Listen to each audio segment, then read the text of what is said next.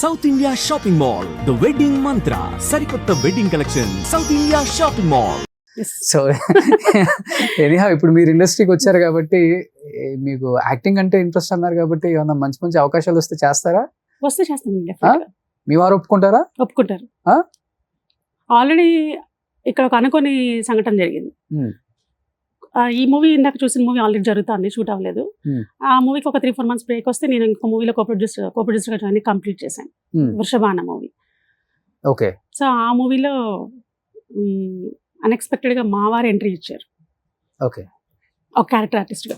మీ వారు? మా వారు సివిల్ ఇంజనీర్ గారు. సివిల్ ఇంజనీర్ గారు.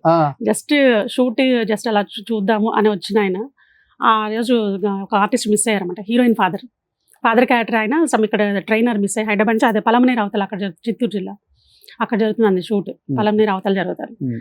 సో వాళ్ళు ఏదో మిస్ అయ్యారు. కాకపోతే ఆ రోజు అందరు ఆర్టిస్ట్ కాంబినేషన్ వాళ్ళంతా పెట్టుకున్నారు. ఫ్యామిలీ షూట్ ఆ రోజు. ఆయన రాకపోయేటప్పటికి మా డైరెక్టర్ గారు కొంచెం రిక్వెస్ట్ చేశారు, సార్ మీరు హైట్ ఉన్నారు, ఫిజిక్స్ చూడడానికి ఉన్నారు, కొంచెం కెమెరాకి సెట్ అయితే మేము ఒకసారి స్క్రీన్ టెస్ట్ చేసుకుంటామని చెప్పి ఒక చిన్న షాట్. నాకు నా జాబ్ తప్పితే నాకు అసలు ఏం తెలియదు. యాజ్ అన్ ఇంజనీర్ మీరు ఏదన్నా ఇదేంటి నేను జస్ట్ ఊరికే షూట్ ఫాలో అప్ చేసుకోవడానికి వచ్చాను. ఒక 2 days ఎలా చేస్తున్నారు ఏంటి ఇక్కడ రమ్మన్నారని చెప్పి వీకెండ్ అన్నారు. లేదండి ఒకసారి ట్రైల్ చేద్దాం, ఒక చిన్న ట్రైల్ వేద్దామని చేశారు.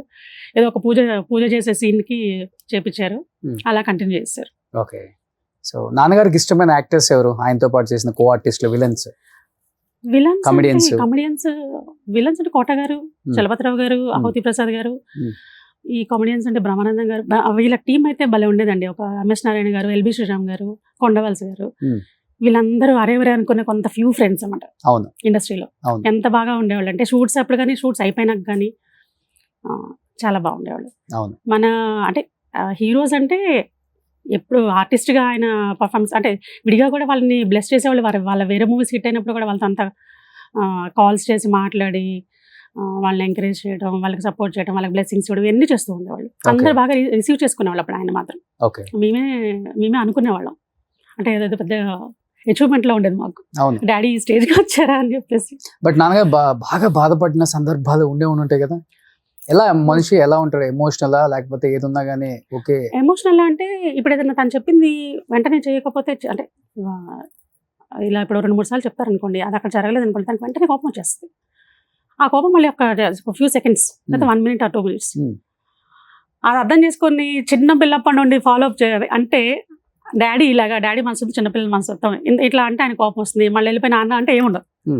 అది ఫస్ట్ ఫీల్ అయ్యి ఇంట్లో అంత అలా ఉండేది నేను.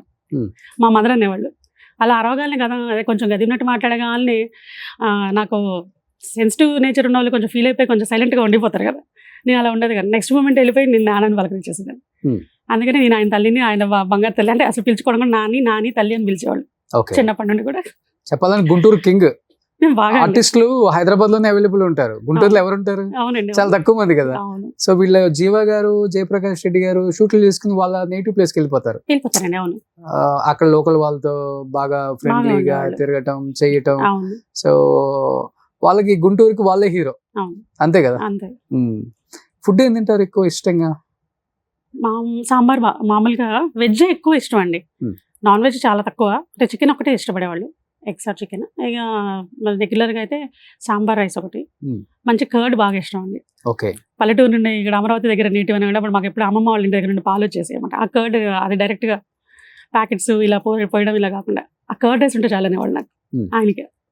అలా వంట చేస్తుంటారు నాన్న చేయరండి అసలు, వంటగదిలోకి పోరు. వంటగది కటింగ్ అయితే మేము చిన్నపిల్లలు అయితే మంచి కటింగ్ చేసేసి అన్ని అందిస్తారు, అందించేవాళ్ళు టీచర్గా చేసేటప్పుడు అయితే. మొత్తం ఇంట్లో అంతా చూసుకోవడం చేయడం, అప్పుడు ఆ జర్నీ వేరు ఉండేది. అంత ఆ లైఫ్ స్టైల్ అంతా హెల్పింగ్ నేచర్ బాగుండేవాళ్ళు అసలు.